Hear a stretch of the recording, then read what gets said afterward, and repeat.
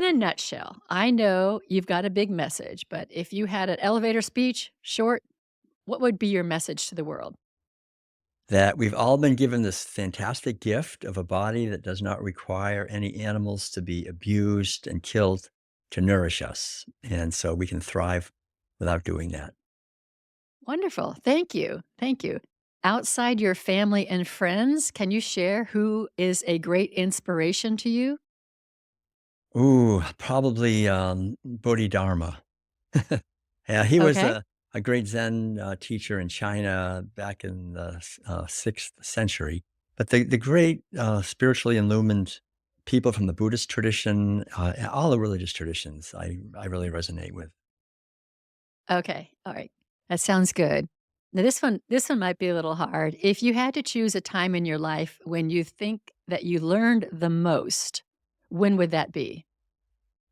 That would be right after I left college, and I went on, a spiritual pilgrimage with my brother Ed, and we just had no money, and we were gonna walk to California, and, we did. We walked to Buffalo, New York, and then we walked south from there all the way to Alabama, like I say, without any money and just meditating and doing our best to attain enlightenment, and this was back in 1975, and I felt like every day I was a sponge just learning so much about myself and about the world. I left the world. It was really I have never come back in a sense. I'm still here, but not really, and, I realized on that as Jesus said, "If you seek first the kingdom of heaven, everything else will be added unto you," and we were. We never starved, we didn't go hungry, we actually, by some miracle, we always had some food, and we just focused on meditating and walking and living our lives, and it's been like that ever since, basically.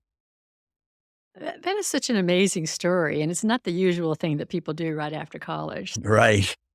Yeah, I just couldn't see going into the world of business, and in fact, I was bred to take over my father's newspaper business, and it would have been a great business. He had 13 newspapers, a whole chain of newspapers outside Boston. But I just felt this calling from the transcendentalist Thoreau out in his, because I learned to swim in Walden Pond, out there, and the Buddhist teachings and all these teachings that really emphasize focusing on the inner life as the most important thing. That's amazing, amazing. Alright, last question is, what is your favorite place? Right here. I mean, I don't, right now we're in Hippocrates in West Palm Beach. It's really beautiful.